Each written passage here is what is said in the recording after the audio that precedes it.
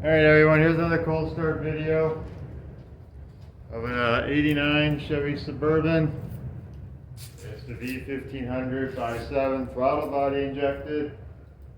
Been sitting for at least 3 weeks, has a trickle charger on it all the time. So yeah, we're gonna get this thing fired up and see how it cold starts.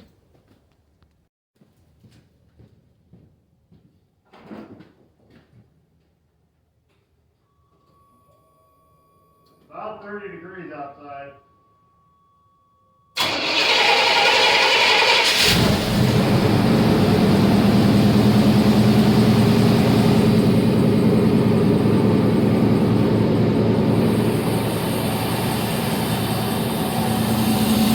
Nothing fancy.